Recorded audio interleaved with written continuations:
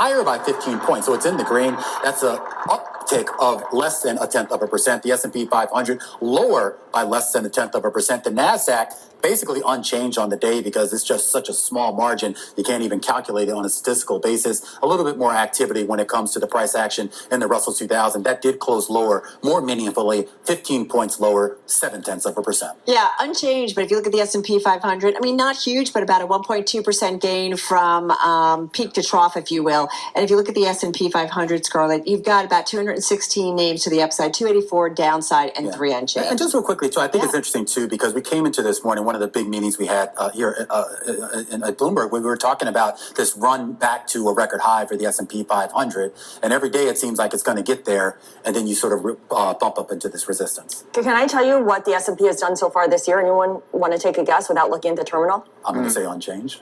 Up 0.2%.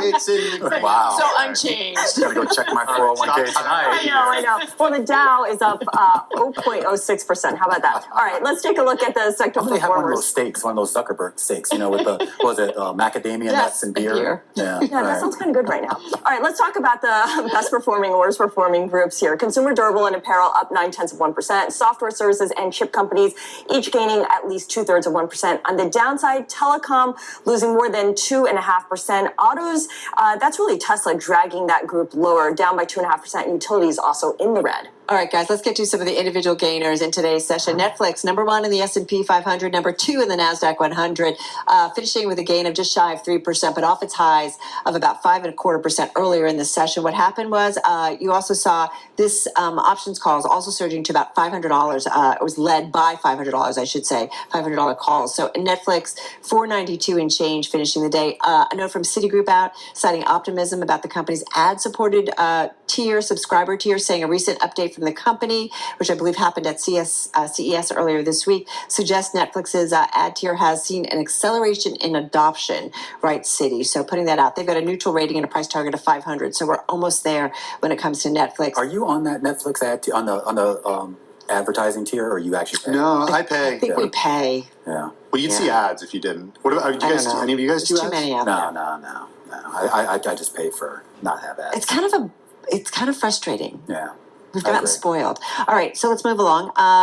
Number 3 gainer in the S&P 500, also among the top gainers in the NASDAQ 100, Palo Alto Networks, again, moving up to its highest level since July of 2012. You might remember yesterday, Morgan and Citi both raising their price targets on the stock, so that one finishing with a gain of about 2.3%. Marvell Technology up in a top name, number 1 gainer in the NASDAQ 100. Semiconductor, as we know, BofA raising its price target to 80 from 68. Maintaining a buy rating, telling investors that the firm's discussions with NVIDIA and Marvell were very positive at CES, so they were talking about 2 different companies, but so they kind of like what they heard. So Marvell, an outperformer. And I just want to throw in Hashdex Bitcoin Futures ETF, DeFi. That one is actually higher on the day by 2.5% to the upside. Just thought I'd throw in one of those names. You had to do a little bit. We've been looking at them. Yeah, 1 of 11, right? Yeah. 1 of 11. What's the year to date gain, Carol? Very funny. You're funny today. Oh, thank you. Just today. Just today. Hey, let's look at some of the You're gonna love decliners me here. tomorrow. Uh-oh. I think I'm not feeling well. I'll let my bosses know. Okay. Let's start with Tesla. You heard Scarlett mention this as one of the drags in the S&P 500 today, down 2.9% on the day. A couple of big news items related to Tesla worth keeping an eye on. The latest, that Tesla will halt most car production at its factory near Berlin. That's happening later this month and into February due to a lack of components over supply chain issues related to the conflict into the Red Sea. The other big story that sent shares lower this morning was that Tesla is boosting pay for its U.S. plant workers. This according to a flyer posted at Tesla's facility in California that our colleagues here at Bloomberg News saw. We don't know how much of a raise workers will get, though it did say they'd get a, quote, market adjustment pay increases. Just the latest bump in a non-union automaker here in the U.S. and one that the UAW is trying to unionize. Also, we learned in a filing this morning, we were talking about Hertz earlier, that they're planning to sell 20,000 EVs, many of which are Teslas, and shift back to those gas-powered cars. Tesla finishing it down by 2.9%. Hertz, by the way, falling 4.3%.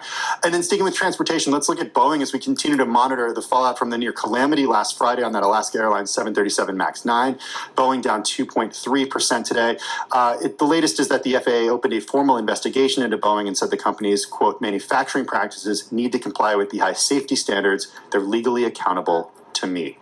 And I will end with crypto and look at shares of Coinbase, which actually reversed earlier gains to fall 6.7% today.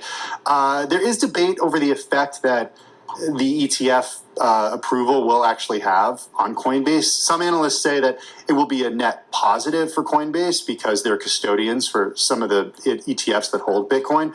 Other analysts say, well, it's actually a net negative for Coinbase because if you can buy Bitcoin so easily using these ETFs, then you don't have to pay the fees that Coinbase actually charges you when you buy that Bitcoin and other crypto on Coinbase. Shares falling 6.7% today. We should note that Coinbase shares were up nearly 400% last year, by the way. So take this move with a grain of salt. Yeah, I do wonder how much of this was kind of seldom used. We should point out, like Marathon Digital ended the day down about 13%. Riot was down 16%. Hive was But what about that reversal that we saw? And back was down about weird. 10. I think, I mean, who knows? I mean, but I do think that some of this is just kind of the repositioning. You had so many people that were trying to front run this announcement by the SEC. Maybe some of those people cashed out and new people cashing in. And, well, we'll see what happens over the next.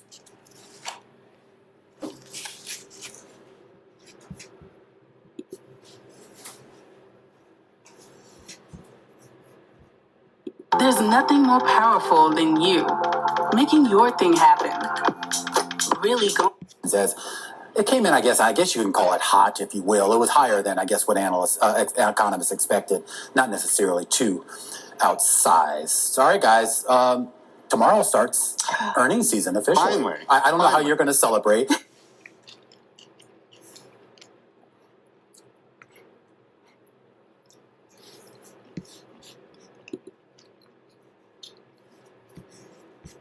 America, Citi, BlackRock, Wells Fargo, I don't know if you have Delta, United Health, a bunch. Yeah, it's been a long week already. I mean, we've had some pretty big data points, right? Whether it's CPI, whether it's the start of the Bitcoin ETF, the approval of Bitcoin ETFs, and then the start of trading for them, and now bank earnings as well. I was going to throw in the 30-year Treasury auction, but that didn't actually really move things today. Yeah. Well, I'm just looking at the bank stocks that are going to report tomorrow. I mean, Bank of America ended down about 1.3%. JP Morgan was down about 0.5%. Wells Fargo pretty much unchanged, and the KBW was down about 1% here. So looking forward to this. I think this is going to be hopefully, some clarity, some outlooks from some of the CEOs and get an idea of kind of maybe we get some helpful information in terms of where the Fed goes. Yeah, well, so that's what I want to hear is, as I mentioned, what these companies and what these banks, Scarlett, say about, credit cards and how much cash consumers have. But I also want to know about wages and to what extent they're paying their employees more. And I'm not talking about,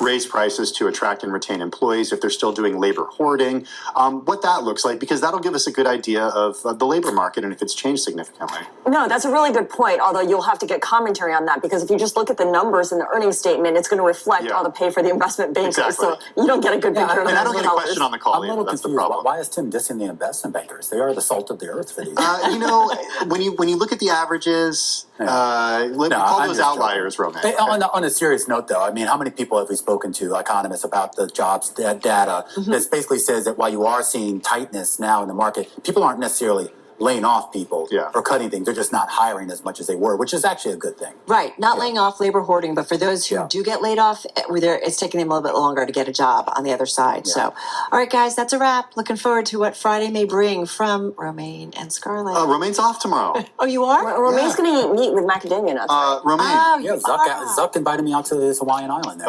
man, you're just enjoy. living the life. It's a long flight, but enjoy. All right. Ellison. Be careful. Have fun. Yeah. Have fun. Bar, Don't eat your all of mess. us. Take some pictures, post on social fly on the media. wall. Yeah. Let us know what the bunker really looks like. I will. All right, we will see you. Some of us will see you tomorrow. That's a wrap for our cross-platform radio, TV, YouTube, Bloomberg Originals. We'll see you guys tomorrow.